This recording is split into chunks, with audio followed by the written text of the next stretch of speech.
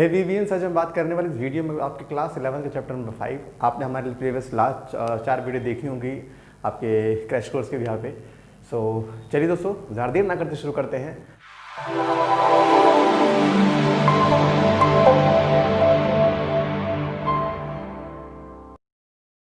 Hello दोस्तों, मैं हूं विनय और आप देख रहे हैं मेरा यूट्यूब चैनल विनय बायोलॉजी। सो गाइज, आज का हमारा टॉपिक क्या है समझ गए होंगे।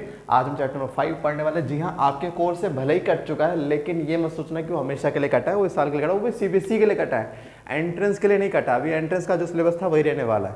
तो कृपया ये ना सोचे कि नहीं सिलेबस हाफ हो गया मतलब अब तो मजे आ गए। मजे नहीं है, वो सीबीएसई वालों के लिए हुआ है, वो भी इस साल का, अगले साल से फिर से वैसे हो जाएगा। तो चैप्टर 5 की हम बात करें तो आज मैं कोशिश करूँगा सुंदर सुंदर लिखने की, तो नज़र मत लगा देना बस। सो लिखेंगे मॉर्फोलॉजी ऑफ फ्लावरिंग प्लांट, ये चैप्टर नंबर 5 है। उम्मीद करता हूँ कि आप लोग अब तक सब सही कर रहे होंगे। और अगर आपके कुछ भी डाउट्स वगैरह आते हैं आप हम पे जाके इंस्टाग्राम पे फॉलो कर सकते हैं। एज यूजुअल आप ये जानते हो विनय बायोलॉजी 11, जो कि मेरा रटना जो डायरेक्ट मेरा हर साल हर वीडियो में आ रहा है। तो बात करते हैं पहले छोटी मोटी टर्म्स की। दैट इज पहला था फर्स्ट, व्हाट इज मॉर्फोलॉजी। तो morphology mean study of external characters, किसी भी बाहरी कैरेक्टर को स्टडी करने को हम बोलते हैं मॉर्फोलॉजी। प्लांट में बाहर से हमें क्या क्या दिखता है, प्लांट में हमें बाहर से, हम बात करें एंजियोस्पर्म प्लांट के माने फ्लावरिंग प्लांट के, तो प्लांट में हमें बाहर से क्या क्या दिखता है। प्लांट में बाहर से दिखता है लीफ, प्लांट में हमें बाहर से दिखता है स्टेम, प्लांट में हमें बाहर से दिखता है रूट, प्लांट में हमें बाहर से दिखता है क्या, फ्लावर दिखता है। हमें और क्या दिखता है प्लांट में बाहर से, हमें सीड दिखते हैं। क्या इसके अलावा तुम्हें और कोई चीज़ दिखती है प्लांट में? हाँ, तुम कह सकते हो तुम्हें बर्ड भी दिखता है। बर्ड बात करेंगे बर्ड क्या होते हैं, ठीक है।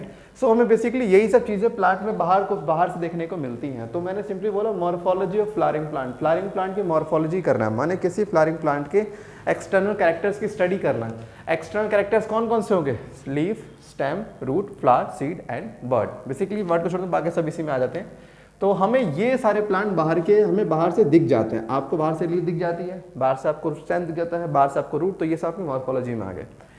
इनको हमने दो पार्ट में डिवाइड करा, एक तो करा शूट सिस्टम में और एक करा हमने रूट सिस्टम में। तो शूट सिस्टम और रूट सिस्टम बड़ा सरल है, कुछ ज़्यादा डिफिकल्ट नहीं है। हाँ, मैं आपको जो बताने वाला हूँ एक कैजुअल डेफिनेशन है, ऐसा नहीं कि वो यूनिवर्सल हर जगह चलता है, ऐसा नहीं है। ये हो गया मान लीजिए सॉइल, ये हो गया सॉइल। सॉइल के ऊपर का जितना पार्ट प्लांट का होता है, सॉइल के ऊपर का जो पार्ट प्लांट का होगा उसे बोलेंगे शूट सिस्टम, और सॉइल के नीचे का जो पार्ट होता है उसको बोलते हैं root system. So root system के अंदर क्या आते हैं? रूट सिस्टम के अंदर रूट्स आती हैं और प्लस उसकी ब्रांचेस आया करती हैं, रूट हेयर्स आया करते हैं। लेकिन शूट सिस्टम के अंदर क्या आता है? शूट सिस्टम के अंदर आप सिर्फ रूट को हटा दीजिए, बाकी सारा leaf, stem, flower, seed, bird, ये सब किस में आएगा? ये सब आपका शूट सिस्टम का पार्ट है। आधे बच्चे कंफ्यूज होते हैं कि यार शूट का मतलब होता है स्टेम। नहीं, गलत कोई देगा आप, शूट का मतलब स्टेम नहीं होता, शूट में स्टेम होता है। माने स्टेम ही शूट नहीं है, स्टेम तो एक शूट का पार्ट हो गया ना, तो shoot is not a completely stem, ठीक है। सो दे आर बोथ डिफरेंट। सो यहाँ पर ये होगी इनकी, हम बात करते हैं बॉडी की मॉर्फोलॉजी बेसिक स्टडी के बारे में। तो चलिए हम बात करते हैं बारी बारी से। एंजाइटी कहते हैं जब नीचे से पढ़ेंगे, माने रूट पढ़ेंगे, फिर स्टेम पढ़ेंगे, फिर लीफ पढ़ेंगे। तो हमने कहा ठीक है ऐसे कर लेते हैं। तो आइए हम बात करते हैं पहले रूट्स की। आपको बता दो रूट बनता किससे है? रूट बनता है रेडिकल से, रूट बनता है रेडिकल से। मैं बात करूं पहली बात, रूट क्या चीज़ है? तो रूट एक ऐसा स्ट्रक्चर है जो कि सॉइल के अंदर टुवर्ड द ग्रेविटी ग्रो करता है, माने positively geotropism, against the sunlight grow करता है, नेगेटिवली फोटोट्रोपिज्म हम कह सकते हैं, और टुवर्ड द वाटर ग्रो करता है, दैट्स व्हाई पॉजिटिवली हाइड्रोट्रोपिज्म। ये आप लिखते हो positively hydrotropism, positive geotropism, negative phototropism, ये तीन फिनोमेना शो करता है।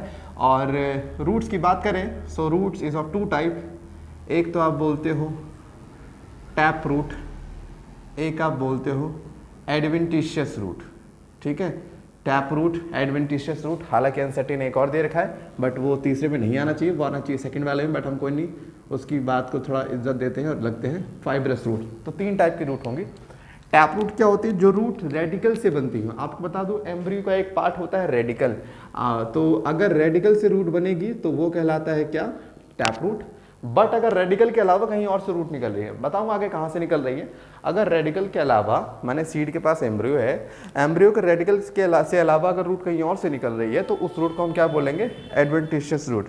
So this roots arise other than the radical, radical को छोड़ के किसी और पार्ट से ये अराइज करा करते हैं। देन बात करेंगे फाइब्रस रूट। इनके स्टेम से, लोअर स्टेम से ऐसे फाइबर्स शेप में क्या निकलती है, जो है ना रूट्स निकलना शुरू हो जाती है। और एग्जाम्पल की बात करूँ बात करें एग्जाम्पल्स की, देखिए टैप रूट का एंथेटिक एग्जाम्पल लिखता है मस्टर्ड, इसका एग्जाम्पल लिखता है तुम्हारा बैनियन ट्री कह लो, बाकी और भी हम पढ़ने वाले आगे। फाइब्रस लिखता है वीट वगैरह, इसमें एग्जाम्पल लिखता है। और यहाँ पे लिखते हैं स्पेशली कि फाइब्रस आपके मोनोकोट्स में ज़्यादातर पाए जाते हैं आपके फाइब्रस रूट, ठीक है ना। तो ये आपके एग्जाम्पल हो गए। अब हम क्या करने वाले हैं, अब हम एक काम करने वाले हैं, हम रूट का ना, रूट की टिप का डायग्राम देखने वाले हैं कि रूट की टिप कैसे एक्चुअली में हुआ करती है, ठीक है। और इस पे क्वेश्चन नो डाउट एग्जाम में बहुत बारी आ चुका है, तो इसको तो आप खैर ध्यान से करिएगा। सो रूट की टिप कैसे दिखती है, तो रूट की टिप चलिए हम लेके चलते हैं ऐसे, इस तरह से। इसको हम 3 सेपरेट जोन में डिवाइड करने वाले हैं। एक ये हो गया जोन, ये हो गया। इस फर्स्ट जोन को बोलते हैं जोन ऑफ मेरिस्टेमेटिक, इसको क्या बोलेंगे, जोन ऑफ मेरिस्टेमेटिक। सेकंड वाले जोन को क्या बोलते हैं, जोन ऑफ इलोंगेशन। मालूम पड़ जाएगा इसे क्यों जोन ऑफ इलोंगेशन बोल रहे हैं, अभी देखना। इसको हम बोलते हैं जोन ऑफ मैच्योरेशन। सो ये 3 जोन होते हैं, zone of meristematic, zone of elongation, zone of maturation. इस वाली जोन के अंदर, फर्स्ट जोन के अंदर सेल्स कॉन्टिन्यूसली डिवाइड करते हैं। तो क्योंकि सेल्स कॉन्टिन्यूसली डिवाइड करते हैं तो हम कह सकते हैं कि this is a highly meristematic area. So यहाँ पे सेल्स बहुत जल्दी से डिवाइड कर रहे हैं, तो कहीं ना कहीं यहाँ पे मेरिस्टेमेटिक टिश्यूज होंगे। So this region contain multiple meristematic activity और मेरिस्टेमेटिक सेल्स, दैट्स व्हाई हम इस रीजन को क्या बोलते हैं, जोन ऑफ मेरिस्टेमेटिक। इस जोन के अंदर मेरिस्टेमेटिक एक्टिविटी बहुत ज़्यादा फास्ट होती है। What is meristematic activity, cell division की एक्टिविटी को बोलते हैं मेरिस्टेमेटिक एक्टिविटी। तो यहाँ पे इस जोन के अंदर सेल डिवीजन बहुत ज़्यादा फास्ट होती है। क्योंकि सेल डिवीजन बहुत ज़्यादा फास्ट होती है इसलिए उसे समय नहीं मिलता अपने आप को ग्रो कराने का, अपने आप को डेवलप कराने का। इसीलिए इस जोन के अंदर क्या होता है देखना, एक तो सेल डिवीजन होगी, क्योंकि सेल डिवीजन लगातार हो, टाइम नहीं मिल रहा, तो कहीं ना कहीं इनके अंदर डेवलपमेंट नहीं होगी सेल के अंदर। तो डेवलपमेंट मतलब इसके अंदर वैक्यूलेशन नहीं होगी, वैक्यूल यहाँ पे नहीं बनेगा, टाइम ही नहीं, कहाँ से बनेगा।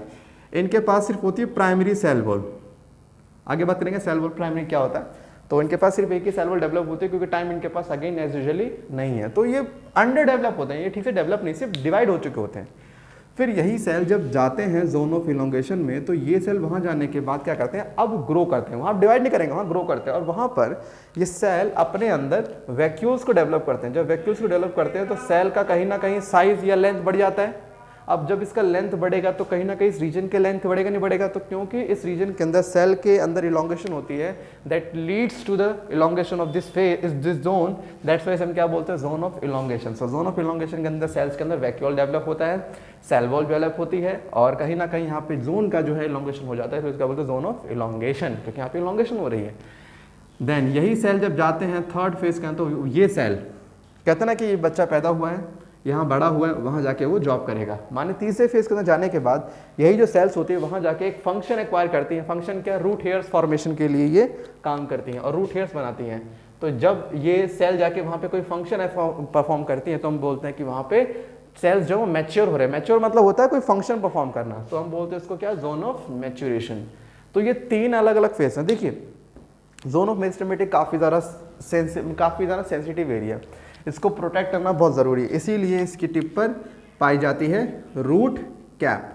रूट कैप क्या करती है, रूट कैप प्रोटेक्ट करती है इस मेरिस्टेमेटिक रीजन को किसी फॉरेन पार्टिकल से और फॉरेन जो भी इन्वायरमेंट है उस चीज़ से, ठीक है। सो ये होगा आपके रूट्स के 3 जोन, इनको ठीक से पढ़ लीजिएगा, इतना एग्जाम में पूछने को बहुत बारी पाएगा। हाँ, बहुत बार लिटरली पूछा गया कई बार, this is your $1 million topic, लिख लेना कहीं पर ही। सो गाइस चलिए अब बात करते हैं हम मॉडिफिकेशन ऑफ रूट्स की, कि आमतौर पे रूट्स का काम होता है प्लांट को सपोर्ट देना, वाटर एब्जॉर्ब करना, मिनरल एब्जॉर्ब करना, ये 3 इसके प्राइम फंक्शन होते हैं। बट इसके अलावा भी बहुत से रूट ऐसे जिन्होंने कहा जी हम ये फंक्शन नहीं करेंगे, हम वाटर एब्जॉर्ब नहीं करेंगे तुम्हारे लिए, हम मिनरल एब्जॉर्ब नहीं करेंगे, हम कुछ और काम करेंगे। तो जब रूट अपना काम छोड़ के तो दूसरा काम पकड़ ले, इसको बोलते हैं कि वो रूट मॉडिफाई हो चुकी है। सो हम बात करते हैं मॉडिफिकेशन ऑफ रूट्स की। अगर हम बात करें मॉडिफिकेशन ऑफ रूट्स की, तो यहाँ पे सबसे पहला हम बात करेंगे, मैं कुछ एग्जांपल लेता हूँ आपको। फूड स्टोरेज की बहुत सारी ऐसी रूट्स भी हैं जिन्होंने ये कहा कि जी हम नहीं करेंगे आपका वाटर एब्जॉर्ब, आपका सॉल्ट, आपका मिनरल एब्जॉर्ब, हम सीधा फूड को स्टोर करेंगे। तो ऐसे फूड स्टोरेज भी रूट हमने देखी हुई हैं, जैसे कि आप ले लीजिए कैरेट, ठीक है, रेडिश, टर्निप, ये सब आपकी रूट्स हैं। गाजर आपकी रूट होती है, स्टेम वगैरह नहीं होती। ठीक है, देखते हो उस पर ऐसे उसके हेयर निकले होते हैं, वो रूट हेयर्स होते हैं। अच्छा, साथ ही ये नहीं, बहुत सारी ऐसी रूट्स है जो कहती है जब हम प्लांट को सपोर्ट देंगे, हम नहीं कर रहे वाटर एब्जॉर्ब, बहुत सारी ऐसी रूट्स भी हैं।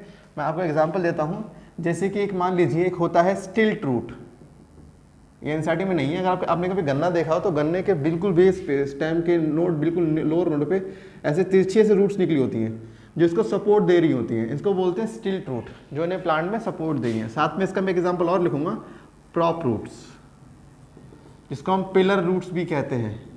अगर आपने कभी बरगद का पेड़ देखा हो तो बरगद के पेड़ क्योंकि इसके काफ़ी ज़्यादा वो फैला हुआ होता है, तो वो जो उसकी ब्रांचेस बहुत ज़्यादा एक्सपेंड हो रखी हैं वो नीचे गिर सकती हैं, जस्ट बिकॉज ऑफ काफ़ी ज़्यादा वेट हैवी होता है। तो प्लांट्स ने ऊपर स्टेम से ऐसे रूट्स बना के नीचे लिया है, स्टेम से ऊपर से। अच्छा, ध्यान से देखिएगा, ये जो रूट्स हैं जो ऊपर स्टेम से बनी और नीचे सॉइल पे आके लग रही है, ध्यान से सुनना, तो इसको बोलते हैं प्रॉप रूट्स। इसका ओरिजिन कहाँ हुआ? स्टेम हुआ है ना। और मैंने कहा जिस भी रूट्स का ओरिजिन रेडिकल से ना हो वो क्या होगा? एडवेंटिशियस रूट, हाँ है ना। तो कहीं ना कहीं ये वाला स्टिल रूट ये भी स्टेम से बन रहा है, ये भी स्टेम से बन रहा है, तो भैया दोनों एक तरह के हुए ना एडवेंटिशियस रूट। हाँ भाई, तो यहाँ पे हम बात कर रहे हैं कि ये दोनों स्टिल्ट रूट हुए। क्यों हुए? क्योंकि देखना, बरगद के पेड़ में जो रूट्स होती हैं वो ऊपर स्टेम से आती हैं। अब मैंने कहा जो रूट रेडिकल को छोड़ के कहीं से भी निकल जाए, चाहे लीफ से निकले चाहे स्टेम से निकले, अब क्योंकि वो रूट तो स्टेम से बन रही है, रेडिकल से तो नहीं बन रही, तो एडवेंटिशियस रूट हुआ ना। तो एडवेंटिशियस रूट्स के अंदर आप दो एग्जांपल पढ़ चुके, स्टिल्ट और प्रॉप रूट, ये दोनों आपके क्या हुए? आपके दोनों हुए आपके एडवेंटिशियस रूट। अब बरगद के पेड़ जो रूट्स होती है वो नीचे आके सॉइल पे लगती हैं इस तरह से, जिससे प्लांट को एक सपोर्ट मिलता है, पिलर की तरह खड़े हुए ताकि प्लांट नीचे गिरे ना। तो ये दो आपके एग्जांपल हो गए किस चीज़ के? एडवेंटिशियस एग्जांपल भी हो गए। और इतना ही नहीं, मैं आपको बताता हूँ कुछ रूट्स ऐसी जो सिर्फ रेस्पिरेशन के लिए इवॉल्व हुई हैं। वो कहते हैं हम रेस्पिरेशन करेंगे, हम और कुछ नहीं करने वाले।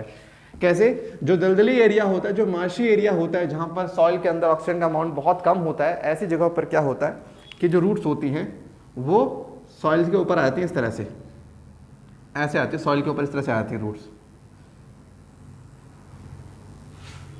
आपने देखा होगा इस तरह से बच्चे से इसके ऊपर झूला भी झूलते हैं। सो ये जो रूट्स हैं जो ऊपर की तरफ आ गई है, इनको हम बोलते हैं, दीज आर कॉल्ड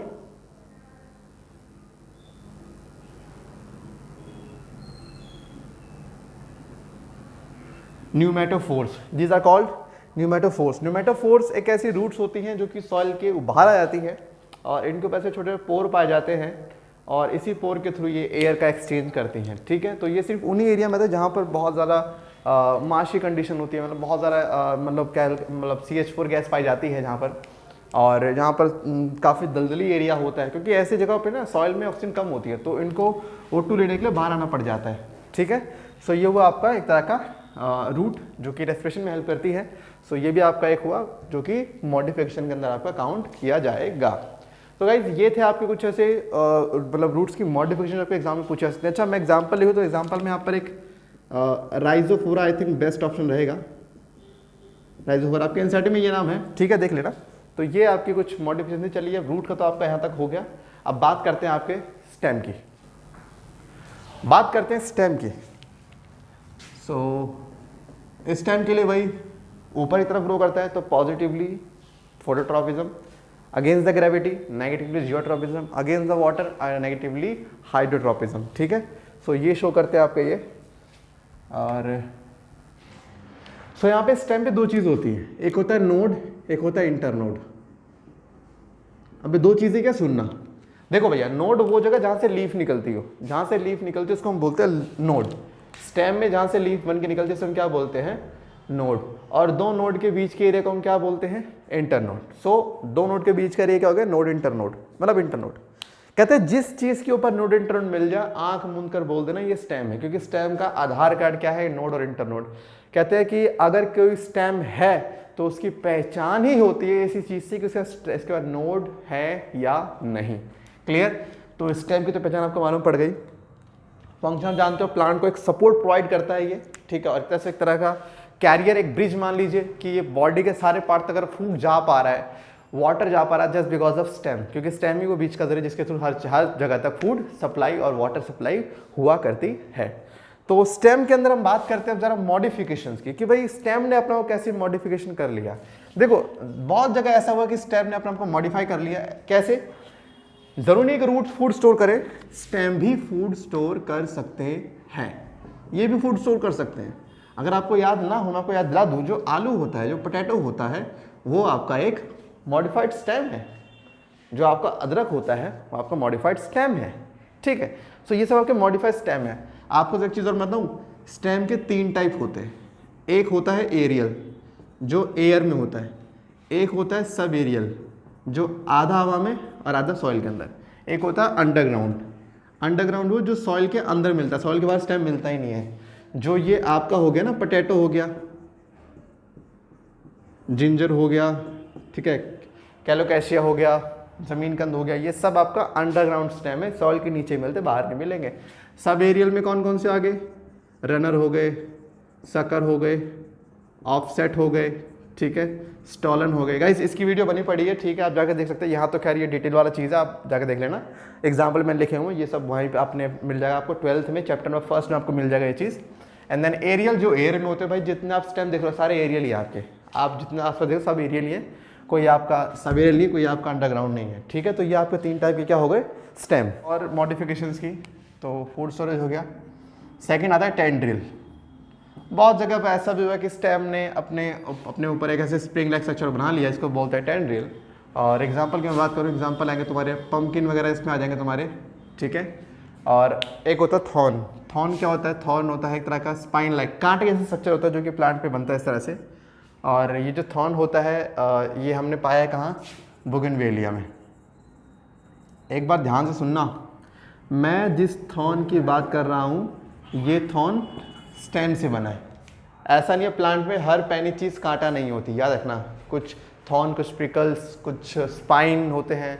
सो तीनों होते हैं, नुकीले होते हैं, लेकिन तीनों कांटे नहीं होते, तीनों को स्पाइन नहीं बोल सकते, ठीक है। थॉर्न जो स्टेम से बने, स्पाइन जो लीफ से बने, ठीक है। सो ये चीज़ होगी आपकी टेंडिल और तुम्हारा क्या? Thorn.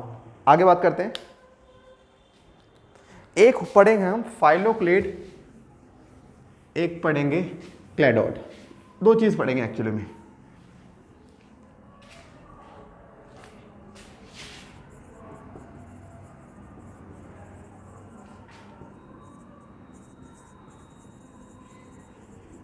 Phylloclade and cladode. Phylloclade क्या होता है? बेसिकली एक स्टेम होता है, ठीक है।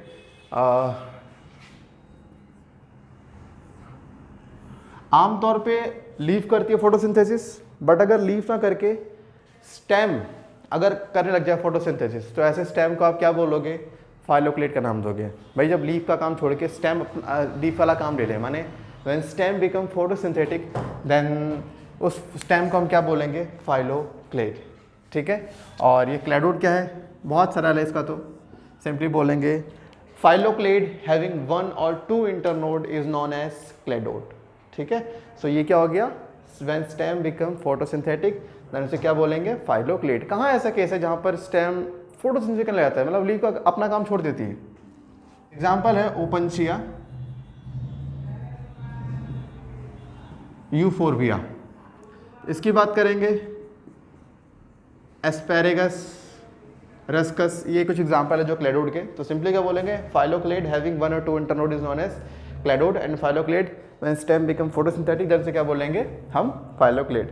तो ये ओपनशिया और ये आगे होगा आपके ऑफर के एग्जाम्पल भी होगा। एक चीज़ और देखना, इसका स्टेम फ्लैट होता है, मतलब इस तरह से, इसका होगा सिलेंड्रिकल।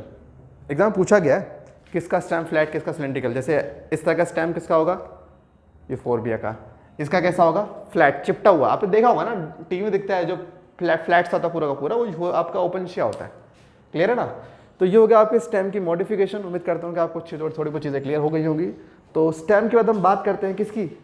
चलिए लीफ की बात करते हैं। लीफ जो कि प्लांट में एक ऐसा स्ट्रक्चर है जो कि प्लांट में खाना देने का, इसका काम इसी का ही है। प्लांट का किचन कह सकते हो, खाना सारा प्लांट को यही से मिलता है। सो लीफ एक तरह का प्लांट का फोटोसिंथेटिक पार्ट जो प्लांट के लिए फूड प्रिपेयर करता है। और लीफ के डायग्राम की बात करें तो डायग्राम में कुछ कुछ इस तरह से हम बना के दे सकते हैं।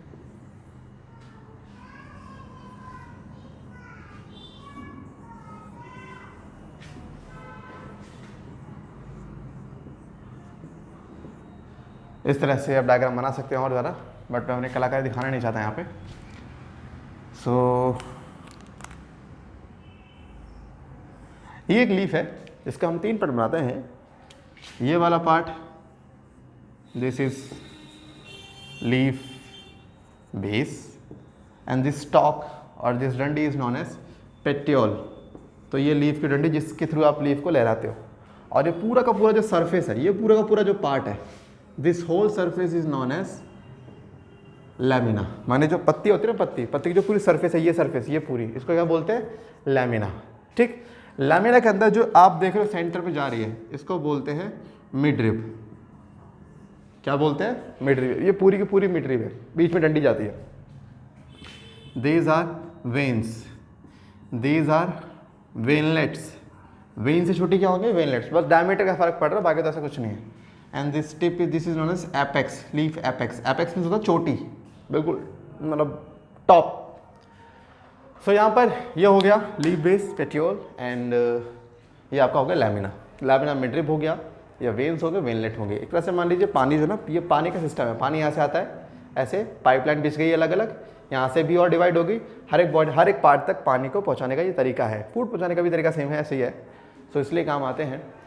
तो यहाँ पे कुछ लीफ के पास लीफ बेस, कुछ मैंने क्या सबके पास कुछ प्लांट ऐसे जिनका लीफ बेस थोड़ा सा फूला हुआ होता है, तो उस फूले हुए पार्ट को हम बोलते हैं पल्विन। क्या बोलते हैं? पल्विन। तो पल्विन मीन्स जब लीफ बेस फूला हो, और ऐसी लीफ को बोलेंगे पल्विनस लीफ। पल्विनस लीफ क्या होते हैं? जब लीफ का बेस फूला, उसको बोलते हैं पल्विनस लीफ। ठीक है, सो ये हो गया आपका डायग्राम। अब जरा हम बात करते हैं कुछ और नए नए टर्म्स की। सो हम बात करते हैं कुछ बेसिक टर्म्स की, जैसे कि वेनेशन हो गया, ठीक है, और तुम्हारा फाइलोटैक्सी हो गया, और तुम्हारा एक मॉडिफिकेशन भी हो गया। नहीं, एक तुम्हारा और है टाइप्स ऑफ लीफ में, तुम्हारा एक और सिंपल और कंपाउंड लीफ, ये भी है ना, 3 चीज़ें। तो वेनेशन क्या होता है? अगर वेन्स और वेनलेट के आधार पे आप लीफों को डिवाइड कर रहे हो, वेन्स और वेनलेट के आधार पे लीफ को डिवाइड करना, this is known as venation. माने आप ये देख रहे हो कि लीफ के अंदर कैसी अरेंजमेंट है वेन्स की। तो वेन्स के आधार पे यहाँ पे 2 तरह की लीफ बन जाती है। कौन कौन सी? एक पैरेलल, एक रेटिकुलेट। पैरेलल क्या? लीफ है और मान लीजिए लीफ के अंदर ऐसे पैरेलल वेन्स लगी हुई हैं, तो ये हो गया तुम्हारा पैरेलल वेनेशन। रेटिकुलेट्स में क्या होता है? ये तो आप देखते ही होंगे, बिल्कुल जाल की तरह पे वेन्स ऐसे लगी होती हैं। और आप ज़्यादातर देखोगे ये वाली लीफ आपको मिलती है डाइकोट में। मैं नहीं कह रहा सिर्फ डाइकोट में, ये मिलती है आपको मोनोकोट्स में। मैं नहीं कह रहा सारे मोनोकोट ना सारे dicot, exception are always there. But हाँ, आप प्लांट की लीफ देख के अंदाजा लगा सकते हो प्लांट डाइकोट है मोनोकोट। अगर किसी प्लांट की लीफ ऐसी मिल जाए जिसमें रेटिकुलम में जाले के टाइप जैसे वेन्स और वेनलेट बनी हुई हैं, तो आपका डाइकोट प्लांट हो सकता है 99%, और अगर ये वाला हो तो प्लांट मोनोकोट हो सकता है। तो ये हो गया वेनेशन के आधार पे। बात करें फाइलोटैक्सी, फाइलोटैक्सी मीन्स होता है लीफ की अरेंजमेंट कैसी है प्लांट के अंदर। सो आसान है, 3 तरह की होती हैं। एक तो होता है अपोजिट, ठीक है, एक तुम्हारा था ऑल्टरनेट, एक होता है होल्ड। तो होल्ड हो गया, ऑल्टरनेट हो गया, अपोजिट हो गया। अपोजिट में क्या होता है? एक ही नोड से 2 लीफ निकली होती हैं अपोजिट साइड से। एक लीफ यहाँ, दूसरी लीफ यहाँ, एक यहाँ, दूसरी यहाँ, तो एक नोड से 2 लीफ। ऑल्टरनेट में क्या होता है कि एक नोड से एक लीफ निकलती है, एक से ज़्यादा निकलेगी नहीं। मान लो एक यहाँ से निकली, दूसरी यहाँ से निकली, तीसरी यहाँ से, चौथी यहाँ से, तो एक नोड से सिर्फ एक लीफ निकलेगी, तो वो हो गया ऑल्टरनेट। होल्ड में क्या होता है कि एक पॉइंट से बहुत सारी लीफ निकली होती हैं, इस तरह से। ठीक है, एग्जाम्पल की मैं बात करूं तो एग्जाम्पल हो गया गुआवा, कैलोट्रोपिस, एनसीईआरटी में है no doubt, mustard, sunflower, China rose, और इसका हो गया एल्स्टोनिया। बड़ा आसान है, आप याद कैसे कर सकते हैं? आप अपने केमिस्ट्री टीचर को आप मस्का लगा रहे हैं कि सर कि आप सर बड़े हैंडसम है, बड़े ये हैं वो हैं, इस किस लिए लगा रहे हैं? ताकि आपको वो जनरल ऑर्गेनिक केमिस्ट्री करा दे, क्योंकि वो कल आपके टेस्ट में आने वाला है। तो टीचर को मस्का लगा सर कि सर आप क्या ये हो वो हो, मस्त सर हवा में आ गए। और क्यों कर रहे हो आप? क्योंकि आपको पता है कल केमिस्ट्री का टेस्ट है स्कूल में, वो जिसमें आएगा जनरल ऑर्गेनिक केमिस्ट्री, तो आप उसके लिए मस्का लगा रहे हो। तो यहाँ पर टीचर क्या बोलेगा? मस्का मत लगाओ, जनरल ऑर्गेनिक केमिस्ट्री आज वैसे भी करा दूंगा। मस्का मत लगाओ, जनरल ऑर्गेनिक केमिस्ट्री आज वैसे करा दूंगा। मस्का में MSc हो गया, MSc, A माने alternate, general organic chemistry, O for opposite, GC समझ गए, गुआवा कैलिट्रोपिस, आज वैसे ही मतलब समझ गए, एस्टोनिया एंड W वर्ल्ड हो गया। तो ये हो गया आपके टाइप्स ऑफ लीफ, मैंने फाइलोटैक्सी के बेस पे मैंने अरेंजमेंट होगी वहाँ तक। अब बात करते हैं types of leaf, simple compound. देखिए लीफ दो तरह की होती है। अगर मान लीजिए लीफ की जो लेमिना की बाउंड्री है अगर वो मिड रिब को टच नहीं कर रही है तो सिंपल है। माने जैसे कि ऐसे मान लीजिए, ऐसे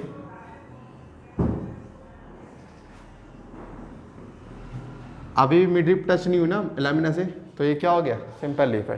कंपाउंड में क्या होगा देखना, कंपाउंड में ये टच कर जाता है मिड रिब को तो ऐसा हो जाता है, मतलब ऐसा लेके देखो, जैसे ऐसे हो गया, ठीक है। थोड़ी देर बाद ये और जरा ऐसे चिपक गया, थोड़ी देर फिर और हो गया, जब और हो जाएगा तो ये हो जाएगा ऐसा, हो जाएगा ऐसा।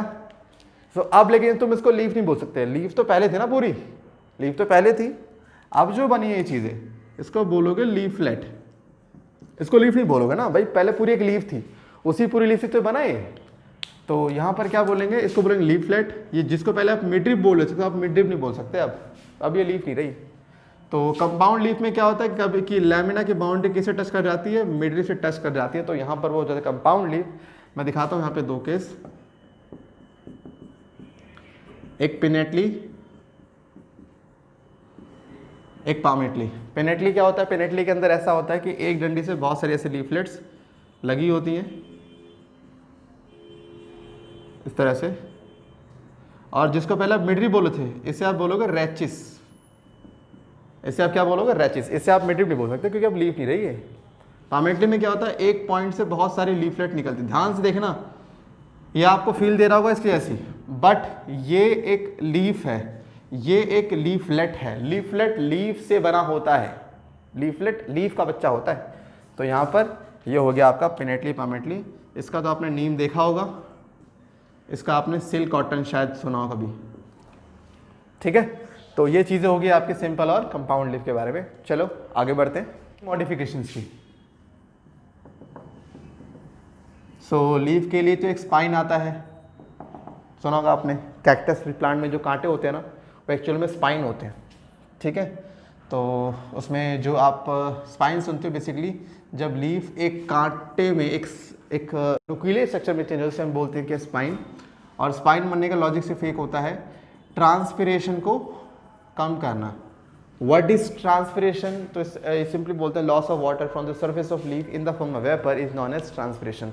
तो प्लांट अपने वाटर लॉस को कम करने के लिए स्पाइन का यूज़ करता है, ठीक है।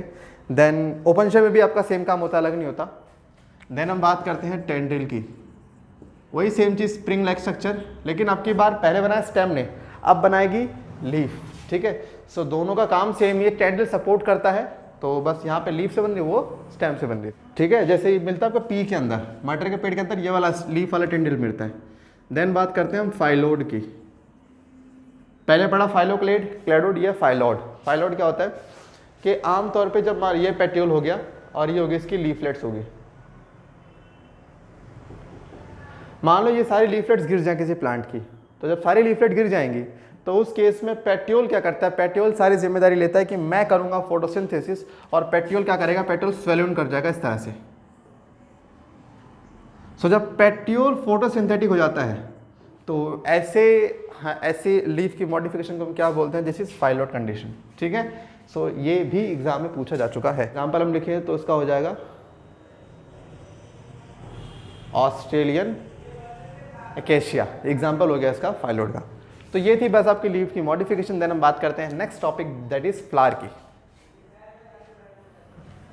देखिए एक होता है इन्फ्लोरेंसिस, बहुत सारे फ्लावर जब एक एक्सिस पे आ जाए, जैसे आमतौर पे आपको एक डंडी पे एक फ्लावर मिलता है, लेकिन अगर एक डंडी पे बहुत सारे फ्लावर मिल जाएंगे तो आपका पूरा का पूरा इन्फ्लोरेंस बन जाता है।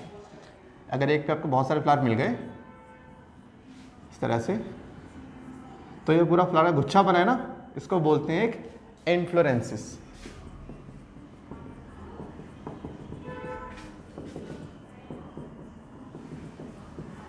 दो तरह का होता है ये, एक रेसिमोस,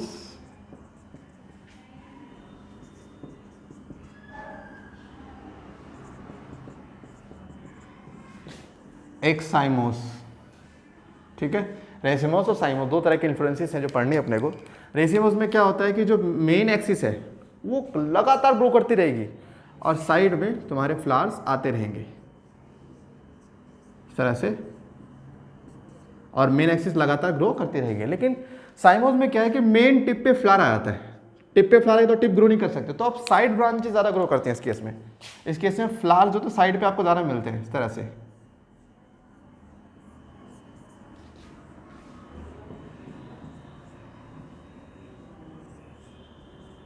इस तरह से साइड में ज़्यादा मिलते हैं, तो साइमोस हो गया। देखो रेस में रेस लगा रहा है ना, रेस में हमेशा एक बंदा सीधा वाला सीधा भागते ही जाएगा, वो रेसिमोस हो गया। साइमोस में साइड ब्रांचेस ज़्यादा ग्रो करती हैं, दैट्स इट। तो बस यहाँ पे फ्लावर आपको मिलता है लंबाई में, वहाँ मिलता है चौड़ाई में। देखिए पहले बात करते हैं हम फ्लावर के टाइप, देखते हैं सिमेट्री के आधार पे। आप जानते हो सिमेट्री 3 टाइप की होती है, एक रेडियल, एक बायलेटरल और एक एसिमेट्री। रेडियल को यहाँ पे फ्लावर के केस में क्या नाम देंगे? Actinomorphic, actinomorphic.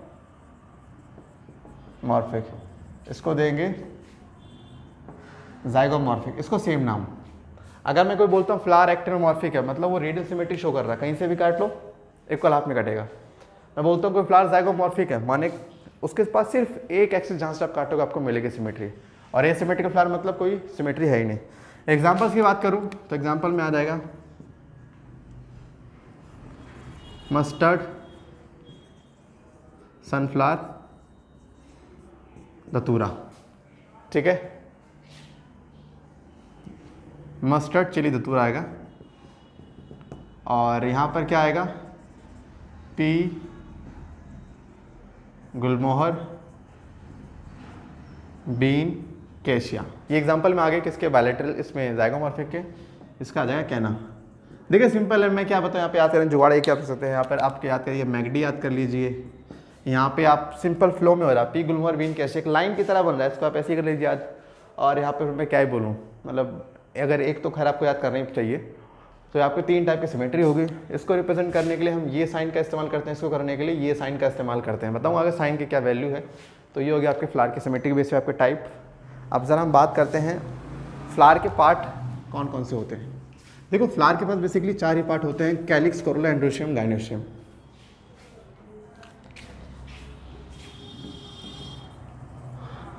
कौन कौन से? Calyx, Corolla, androecium, gynoecium. Calyx किससे बना होता है? कैलिक्स बनता है सेपल से, मतलब कैलिक्स की यूनिट सेपल है, इसकी यूनिट पेटल है, इसके तुम स्टेमन बोल दो, इसके तुम पिस्टिल या कार्पल बोल दो। ठीक है, सेपल, पेटल, स्टेमन एंड पिस्टिल और कार्पल। देखो ये समझ लो कि कैलिक्स और पेटल ये प्लांट को सिर्फ एक ऑप्शनल चीज़ दे रहे हैं, मतलब प्रोटेक्शन प्लस अट्रैक्शन, लेकिन ये वाले पार्ट प्लांट के सेक्सुअल रिप्रोडक्शन में हेल्प करते हैं। ठीक है, इस चीज़ का रखना। अच्छा, इन दोनों के लिए एक टर्म का इस्तेमाल हम कर सकते हैं, एस्टिवेशन। एस्टिवेशन का मतलब होता है कि सेपल और पेटल कैसे अरेंज है फ्लावर के अंदर, उसको हम क्या बोलेंगे? एस्टिवेशन। तो एस्टिवेशन क्या होगा? सिंपली अरेंजमेंट ऑफ सेपल और petal in a flower is known as aestivation. तो एस्टिवेशन यहाँ पे भिन्न भिन्न टाइप की होती हैं। जैसे कि मैं बात करूँ, एक होता है वेलवेट एस्टिवेशन, एक ट्विस्टेड होता है, एक इम्ब्रिकेट और एक आता है वैक्सिलरी। ये 4 टाइप की एस्टिवेशन होती है। मतलब वेलवेट में क्या होगा? ऐसे सर्कल की फॉर्म में लगे होते हैं सेपल, पेटल। ट्विस्टेड में क्या होता है? थोड़ा सा ट्विस्ट कर दो बस इस तरह से, ऐसे, ये ट्विस्टेड हो गया। इम्ब्रिकेट में कोई पर्टिकुलर फैशन नहीं है, एक सेपल पेटल ऊपर आ गया, 2 नीचे आ गए, एक रैंडम हो गया इस तरह से। तो ये इस तरह से इनका कुछ फिक्स पैटर्न नहीं है एम्ब्रिकेट का, आप ऐसा कर लीजिए। वैक्सिलरी का पहले टॉप पे एक होगा, 2 नीचे आएंगे, फिर 2 नीचे आएंगे, लेकिन लास्ट वाले 2 आपस में क्या होंगे, जुड़े होंगे। ये वाला पॉइंट, ये चीज़ शो करती है कि 2 चीज़ आपस में कनेक्टेड है। अगर मैं इसको मैं ऐसे कर दूंगा तो ये एक लगेगा, लेकिन जब मैं ऐसे कर दूंगा तो लगेगा कि हाँ ये एक और 2 अलग अलग हैं। तो ये आपके टाइप्स ऑफ एस्टिवेशन हो गए। एग्जाम्पल की मैं बात करूँ तो एग्जाम्पल में पी बीन, गुलमोहर, केशिया। यहाँ की बात करूँ तो लेडी फिंगर हो गया, सिल्क कॉटन हो गया,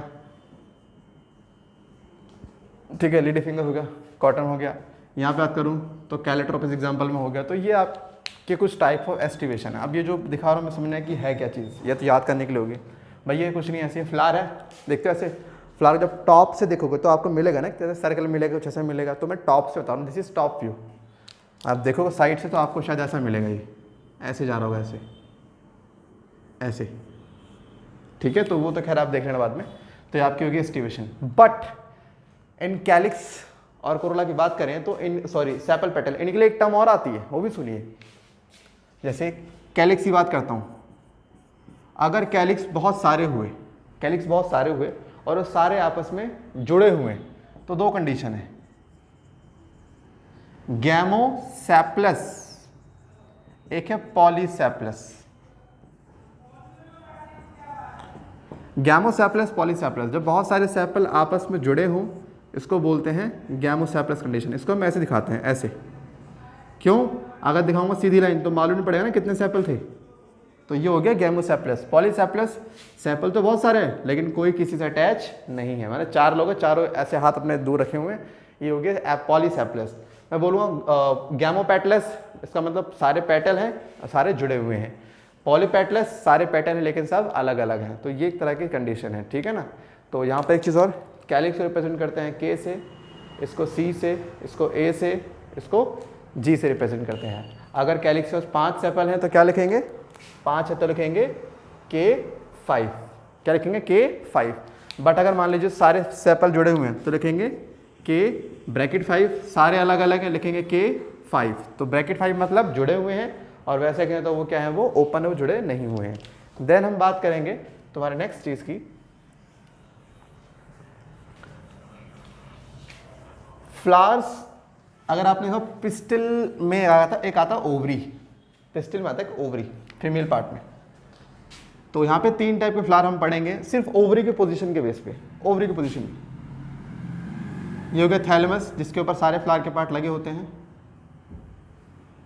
ये हो गया ओवरी जो फीमेल के पिस्टिल का पार्ट है।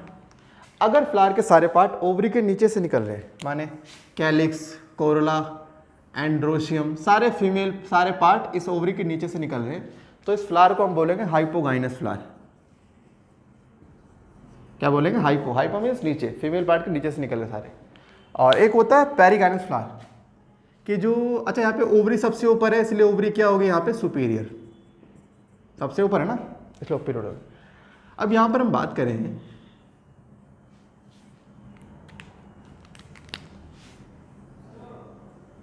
ऐसे, ये हो गया तुम्हारा ओवरी, और यहाँ पे कैलिक्स, कोरोला, स्टेम सब निकल रहे हैं यहाँ से। देखो तुम यहाँ से बोलोगे नीचे से निकल रहे हैं या ऊपर से, शायद भाई इसके साथ में निकल रहे हैं ना, ये ना ऊपर है नीचे, तो इसको बोलते हैं पेरिगाइनस फ्लावर, जब ओवरी की साइड से निकल जाए सारे फ्लोरल पार्ट। यहाँ पे ओवरी या तो कह लो हाफ सुपीरियर या कह लो हाफ इन्फीरियर, क्योंकि आधी ऊपर है आधी नीचे। एक होता है, सुनो इस तरह से केस, ये है ओवरी, अब सारे पार्ट ओवरी के ऊपर से निकल रहे हैं, ओवरी बिल्कुल नीचे रह गई, इसको बोलेंगे एपिगाइनस फ्लावर। इसकी ओवरी क्या होगी, इन्फीरियर, काफ़ी अंदर धसी हुई है ना, इसलिए। एग्जाम्पल की बात करूँगा तो brinjal, mustard, China rose, plum, rose, peach, इंसेटी, एंड देन बात करेंगे ray florets of sunflower. Ray florets कुछ नहीं, सनफ्लावर के अंदर बहुत छोटे छोटे फ्लावर होते हैं, उनको हम बोलते हैं रे फ्लोरेट्स, दैट्स इट। तो ये अगर पे 3 टाइप के फ्लावर सिर्फ ओवरी के पोजीशन के बेस पे, ठीक है। अब बात करते हैं ओवरी के प्लेसेंटेशन की। तो ओवरी की प्लेसेंटेशन जो होती है वो होती है 5 टाइप की होती हैं। कौन कौन सी? Marginal, axial, parietal, then free central and then basal. ज़रा समझने की कोशिश करना कौन कौन सी प्रेजेंटेशन आपको देखने को मिलेगी। एक होता है मार्जिनल, कि मार्जिन पे प्लेसेंटा मिलेगी और यहाँ पे सारे सीड लगे हुए मिलेंगे इस तरह से। अगर मार्जिन पे हो placenta, that is marginal presentation. Example is मटर, एम से मार्जिनल, एम से मटर माने पी प्लांट। एक होता है एक्सियल, कि जो प्रेजेंटेशन है वो एक्सियल कंडीशन, मतलब एक्सियल है। एक्सियल मतलब कैसे, समझेंगे नहीं आप। जैसे ये मान लीजिए मैंने ओवरी कट करी और अंदर मुझे मिल रहा है ये, this is axile portion, axile portion. तो अगर मान लीजिए placenta between the axile area मिल रहा है तो उसको हम बोलेंगे क्या? Axile presentation. माने यहाँ पे मिल रहा है प्लेसेंटा, यहाँ पे मिल रहा है, यहाँ पे मिल रहा है। So this is axile presentation. Example is tomato, lemon and china rose. तो टीएलसी इसकी एग्जाम्पल हो गया पैराइटल प्रेजेंटेशन के। देन बात करते हैं फ्री सेंट्रल की। फ्री सेंटर में क्या करना है, पूरा ऐसे सर्कल रखेंगे और सेंटर में आ जाएगा प्लेसेंटा, बिल्कुल फ्रीली, कोई पार्टीशन या कुछ नहीं है, सीट कहीं से भी लग सकता है।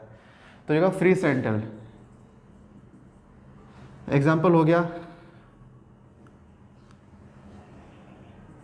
मस्टर्ड, आजिमोन, ये एग्जांपल हो गया फ्री सेंट्रल के। तो तीनों का प्रेजेंटेशन। फिर आता है तुम्हारा मार्जिन, एक्सियल, पैराइटल, देन आता है, सॉरी ये हो गया तुम्हारा फ्री सेंट्रल, और इसका एग्जांपल ये नहीं आएगा, इसका आएगा प्राइमोस और डायंथस। ठीक है, अब बताता हूँ मैं किसका, फ्री सेंट्रल का, सॉरी पैराइटल का। पैराइटल में क्या होता है, प्लेसेंटा बाहर की तरफ होती है, मानो यहाँ है प्लेसेंटा, यहाँ है प्लेसेंटा, यहाँ है। So this is parietal presentation. इसका एग्जांपल हो गया मस्टर्ड और आजिमोन। इसका एग्जांपल, उसका नहीं, वो फ्री सेंट्रल है ना इसीलिए। सो this is free central presentation and this is parietal. Parietal में बाहर की तरफ होगी प्लेसेंटा, यहाँ पे सेंटर में होगी, फ्री होगी, यहाँ पे बिटवीन द एक्साइल एरिया होगी और वहाँ पर होगी मार्जिन में। देन लास्ट आता है बेसल प्रेजेंटेशन। उसमें कुछ नहीं होता, ओवरी के बिल्कुल बेस पे प्लेसेंटा लगी होती है, बिल्कुल बेस पे। So this is basal presentation. Example है मैरीगोल्ड, सनफ्लावर। ये चीज़ें यहाँ पे आप याद कर सकते हो। और अगर आपको यहाँ पे जुगाड़ बताना, याद करने हैं तो आसान है, याद करना map, FV, margin, axile, parietal, free central, basal. M से मार्जिन, एम से मटर। ए पे आते ही टकला याद करना, टकला माने ए माने axile, tomato, china rose, lemon. P पे आते ही मैप फिर से लगा देना, ये तो आ गया, बचा माँ, मस्टर्ड, आजिमोन। एफ पे आते ही PDF लगा देना, सुना आपने PDF फाइल जो होती है। एफ आ गया प्राइमोस, डायंथस यहाँ पर आ गया, और यहाँ आ गया बायोमेडिकल साइंस, BMS। आपने बी तो लगा दिया, बचा MS, मस्टर्ड और सनफ्लावर। ठीक है, तो ये हो गया आपका प्रेजेंटेशन। आपको यहाँ पे मेन एग्जांपल याद करना है, दैट्स इट। बात करें आप सीड के डायग्राम की, पहले बात करते हैं फ्रूट्स के टाइप की। देखिए ऐसा होता है, एक होता है फॉल्स फ्रूट, एक होता है ट्रू फ्रूट, एक होता है पार्थेनोकार्पिक फ्रूट। फॉल्स फ्रूट क्या होता है, ट्रू फ्रूट क्या, जो देखो जो फ्रूट सिर्फ ओवरी से बनता हो उसे बोलते हैं ट्रू फ्रूट, जो सिर्फ ओवरी से बन रहा है, किसी और चीज़ का यूज़ करता ही नहीं है। फॉल्स फ्रूट जो ओवरी के साथ किसी और पार्ट को भी खींच लेते हैं फ्रूट बनाने के लिए, जैसे कि थैलेमस एक बहुत कॉमन सा पार्ट है जिसे यूज़ कर लिया जाता है फ्रूट बनाने के लिए। एग्जाम्पल लेता हूँ apple. Apple is a false fruit. Apple को बनाने के लिए सिर्फ ओवरी नहीं लगती, ओवरी के अलावा थैलेमस भी चाहिए होता है इसको। और जो हम जो एप्पल का जो पार्ट कंज्यूम करते हैं दैट इज थैलेमस, वो ओवरी वाला पार्ट नहीं होता। पार्थेनोकार्पिक फ्रूट आमतौर पे फर्टिलाइजेशन के बाद बनता है फ्रूट, लेकिन अगर बिना फर्टिलाइजेशन के बन जाए फ्रूट उसको हम क्या बोलेंगे, पार्थेनोकार्पिक फ्रूट। और पार्थेनोकार्पिक फ्रूट के पास सीड कभी नहीं पाए जाते हैं क्योंकि हुई नहीं ना वहाँ पे फर्टिलाइजेशन, तो इसीलिए ये चीज़ हो गई। एग्जाम्पल हो गया बनाना। ठीक है, एक होता है ड्रू फ्रूट जिसका जो कोट होता है काफ़ी ज़्यादा हार्ड होता है।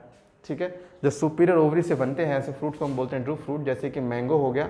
And this is not the proper definition, आपके एग्जाम से ये पता है ड्रू फ्रूट्स क्या है, मैंगो और कोकोनट, ये आप याद करेंगे ड्रू फ्रूट्स हैं। ठीक है, क्योंकि इसकी डिटेल के लिए आपको सारे फ्रूट्स के टाइप पढ़ने पड़ते हैं, फिर मालूम पड़ता है ड्रू फ्रूट्स ये है। ठीक, अब बात करें सीड के डायग्राम। सीड दो तरह के हैं, मोनोकोट और डाइकोट। डाइकोट में तो भैया दो बनाने कॉटिलेडन, ऐसे बनाने कैसी चीज़, ये हो गया काम, दो कॉटिलेडन, ये रेडिकल बना देना है, ये प्लीम्यूल बना देना है। आप जानते हो रेडिकल एम्ब्रियो का वो पार्ट है जो रूट सिस्टम बनाता है, और प्लीम्यूल रूट का वो मतलब एम्ब्रियो का वो पार्ट है जो शूट सिस्टम बनाता है। तो दो चीज़ें होगी, शूट और रूट सिस्टम। तो यहाँ पर इस बात को ध्यान रखेंगे, ये हो गया आपका सिर्फ डायग्राम। डायग्राम में इतना ही आता है, इसके साथ कुछ नहीं आता, ठीक है ना। और गाइस यहाँ पे आपको लिखने का टाइम नहीं दे रहा हूँ जस्ट बिकॉज ऑफ, क्योंकि वीडियो बहुत ज़्यादा लंबी हो जाएगी। मैं नहीं चाहता वीडियो घंटे से ऊपर की बिल्कुल भी जाए, ठीक है। चैप्टर भले ही जितना बड़ा हो जाए या बन जाए, बट मुझे फिर भी 1 घंटे के अंदर ही रखना है। इसलिए नहीं कि मेरा कन्वर्ट रहे, इसलिए कि आपको रहे, ठीक है, क्योंकि 1 घंटे से ऊपर की वीडियो आपके देखना बड़ा मुश्किल से काम है। तो मेरी कोशिश रहती है कि 1 घंटे से कम की कम वीडियो आपको देखना, जरूरी नहीं घंटे की मिले, उससे कम क्यों जाए तो आप मेरे लिए भी बहुत बढ़िया, ताकि आप कम से कम समय आप चीज़ों को समझ पाएँ। इसलिए आपको लिखना हो, वीडियो को पॉज करें एंड देन उसको आप अपना कॉपी में उतारें। तो बात करते हैं, एक और सीट है तुम्हारा मेज का डायग्राम एनसीईआरटी देती है हर बार। तो बस डायग्राम में थोड़ा समझाऊंगा नहीं, मतलब ज़्यादा बताऊंगा नहीं, समझ लेना बस।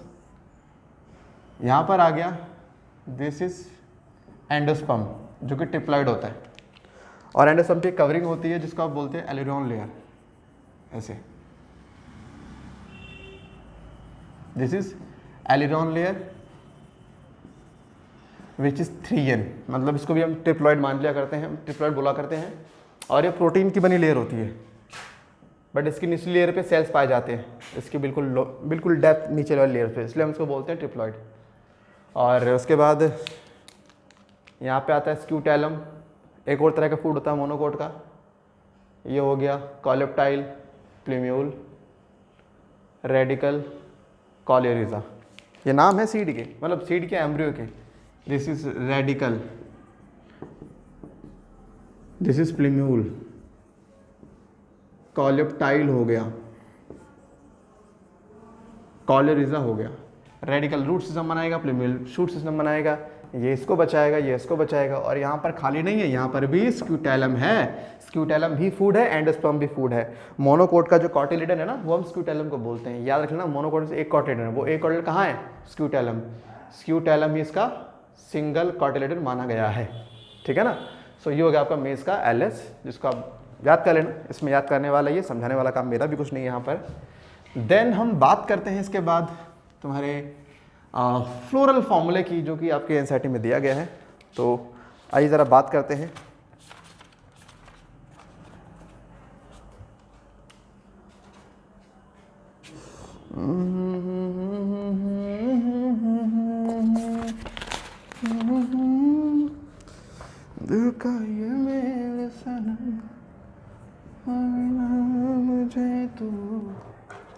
सो दोस्तों, ये है आपका फ्लोरल फॉर्मूला। 3 फैमिली बनाई है मैंने। This is Fabaceae family, this is Solanaceae family and this is Liliaceae family. जैसे आपकी फैमिली ऐसी इन प्लांट्स की भी फैमिली है। तो हर एक फैमिली का अपना एक फ्लोरल डायग्राम होता है, फ्लोरल फॉर्मूला होता है कि फ्लावर्स के अंदर कैसे अरेंज हो रखी हैं चीज़ें, उसका फॉर्मूला उसको बोलते हैं फ्लोरल फॉर्मूला, ठीक। और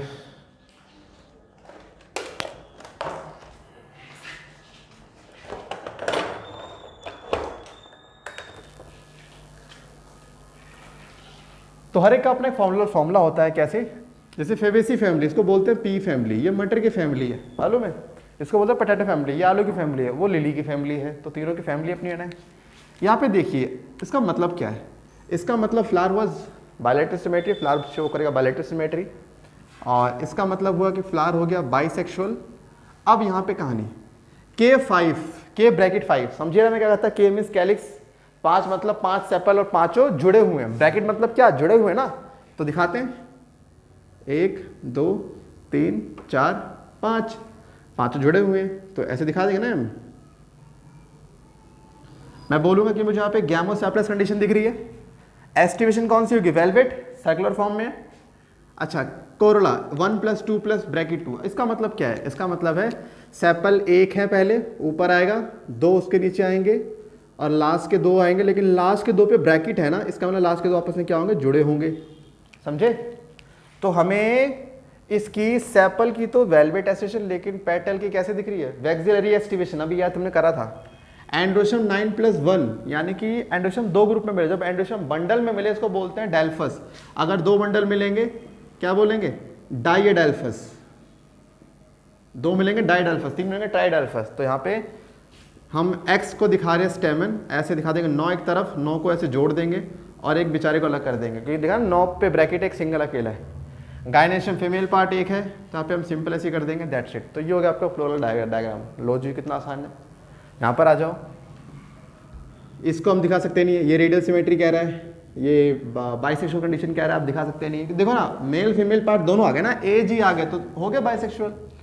K5 माने सेपल 5, 1 2 3 4 5 जोड़ना है, जोड़ देंगे। देन हम यहाँ पे देखेंगे C माने कोरला माने पेटल भी 5, लो जी और आसान 1 2 3 4 5 जोड़ देंगे। डायग्राम देखो मैं अच्छा नहीं बना रहा, ठीक है, तो आई नो बहुत घटे डायग्राम है, चला लेना काम। एंडोशियम 5 है, 1 2 3 4 5, ठीक है। एनसीईआरटी में देखोगे ध्यान से, इसको वैसे ऐसे एक ऐसे ऐसे वो निशान मान रखा है, इसका मतलब होता है ये दोनों आपस में कनेक्टेड है। अगर कनेक्टेड हैं तो दोनों को हम ऐसे कनेक्ट करेंगे। भाई ये कोरोला हो गया एंडोशियम, तो दोनों को जोड़ना कैसे, ऐसे जोड़ देंगे ना। और जब पेटल जुड़ जाए एंडोशियम से स्टेमन से, तो पेटल प्लस स्टेमन, इसे बोलते हैं एपीपेटलस कंडीशन, ठीक है, एपीपेटलस कंडीशन। गायनेशियम कितने हैं, 2, दिखा देगा 2 गायनेशियम, दैट्स इट। तो दोनों की देखो, दोनों की वेलवेट डिस्ट्रीब्यूशन यहाँ पे, ठीक है। देन लास्ट में आता है यहाँ बी आर मीन ब्रैक्टेट, जब फ्लावर के नीचे का कोई पार्ट जो उसको प्रोटेक्ट करता हो, जैसे कि लीफ, तो फ्लावर के नीचे वाले पार्ट को बोलते हैं ब्रैक्ट, मतलब ब्रैक्ट बोलते हैं। तो अगर किसी पे है तो ब्रैक्टेड फ्लावर हो जाता है। अगेन इसको आप शो नहीं कर सकते, इसको आप शो नहीं कर। अच्छा पी आ गया, पी माने पेरियंथ। कई प्लांट पे सेपल पेटल नहीं होते, उन पे कंबाइन होते सेपल पेटल, तो कंबाइंड सेपल पेटल को हम क्या बोलते हैं, पेरियंथ। पेरियंथ 3 + 3 मतलब 3 पेरियंथ बाहर, 1 2 3 पेरियंथ अंदर, ठीक है, पेरियंथ। जैसे सेपल पेटल होते हैं ऐसे पेरियंथ की यूनिट क्या होती है, टेपल होती है। सिंपल है भाई, कईयों पे कैलिक्स, कईयों पे कोरोला, कईयों पे ना कैलिक्स ना कोरोला, दोनों का कॉम्बिनेशन, इसको बोलते हैं पेरियंथ। इसकी यूनिट सेपल, इसकी पेटल, तो इसकी क्या हो गई, टेपल, ठीक है। अच्छा तो पेरियंथ 3 + 3, तो यहाँ पे काम करते हैं, तो जोड़ देते हैं। देखिए मैं ज़्यादा यहाँ पे डिटेल में आपको बता सकता नहीं हूँ, आपको समझ जाना चाहिए। अभी सिर्फ काम चलाओ, क्योंकि डिटेल करने बैठ गया तो वीडियो बहुत लंबी चली जाएगी, इसीलिए तो कुछ जगहों पे आपको कॉम्प्रोमाइज़ करना पड़ेगा। मुझे बड़ा रोक के चीज़ें करानी पड़ेगी, क्योंकि कहीं ऐसा ना कि डिटेल कहीं निकल जाए किसी चीज़ की। सो ये हो गया 3 + 3 पेरियंथ, 1 2 3 पेरियंथ है, 1 2 3। फिर एंडोशियम 3 + 3 माने दिखा देंगे ऐसे, डी बना देंगे। देखिए एंडोशियम की शेप सब में अलग अलग होती है। अच्छा पी और ए पे ऐसे फिर से निशान आ गया, माने जोड़ना है दोनों को, तो कैसे जोड़ेंगे, जोड़ दिया, पेरियंथ 3 + 3 हो गया। गायनेशियम कितने हैं, 3, दिखा दो 3, हो गया। देखो मिली रेडियल सिमेट्री, रेडियल मिल रही है, यहाँ नहीं मिल रही, देखो यहाँ से वैसी मिलेगी, तो दोनों क्या शो कर, रेडियल सिमेट्री शो कर रहे हैं। तो ये तो आप खैर भाई देखो यहाँ पे आपको इतना मालूम पड़ गया कि आपके फुल फॉर्मूले से कि जी इसका वेलवेट एस्टिएशन दोनों पे 5 हो गए, गैमो सेपलस कंडीशन, गैमो पेटलस कंडीशन, तो कितना कुछ आपको मालूम पड़ रहा है, ठीक है। अच्छा जब पेटल जुड़ता है स्टेमन से तो एपीपेटलस, लेकिन जब पेरियन जुड़ता है स्टेमन से तो इसको हम क्या बोलते हैं, इसको बोलते हैं एपीफिलस कंडीशन। क्या बोलेंगे, एपीफिलस कंडीशन, ठीक है। एग्जाम्पल यहाँ पे टोबैको वगैरह जाएगा, वहाँ पे आपका लिली प्लांट आ जाएगा, ठीक है। आपका अब वो क्या बोलते हैं उसे, प्याज, शलगम सब इसमें आ जाएंगे, पर शलगम नहीं, एक तो आपका अनियन आ जाएगा, ठीक है। यहाँ पे बात करेंगे आपका दालें आ जाएंगी, जितनी दालें पल्सेस जो आप पढ़ते हो बेसिकली पल्सेस आपकी इसी में आया करती हैं। सो ये आपके हो गए कुछ फैमिलीज जो आपके एनसीईआरटी ने मेंशन करे हुए हैं। सो गाइस उम्मीद करता हूँ कि आपको थोड़ा बहुत हेल्प हुई होगी इस वीडियो से, और अगर हुई है तो आप जानते क्या करना है, मुझे बताने की ज़रूरत नहीं है, एक लाइक करे तो बिना जाने का मतलब बनता ही नहीं है। सो आज की वीडियो बस इतने रखते हैं। नेक्स्ट वीडियो में बात करेंगे चैप्टर नंबर 6 की, दैट इज़ आपके एनाटॉमी ऑफ फ्लावरिंग प्लांट की, और मेरी कोशिश रहेगी कि आपको सारी वीडियो दे सकूँ मैं आपके नीड तक, बट इनकेस अगर नहीं दे पाया तो उसके लिए माफ़ कर देना, बट मेरी कोशिश रहेगी आपको पूरी वीडियो देने की, बट क्योंकि थोड़ा बिजी शेड्यूल होता है तो मैं थोड़ा बनाना मुश्किल वीडियो होता है, बट कोई नहीं, मेरी कोशिश चलती रहेगी, जब तक सांस तब तक कोशिश करते रहेंगे। सो बस फिर मिलते हैं नेक्स्ट वीडियो नए टॉपिक के साथ, जब तक के लिए सतर्क रहें, सावधान रहे, देखते रहे, बालाजी, टाटा बाय बाय, शब्बा।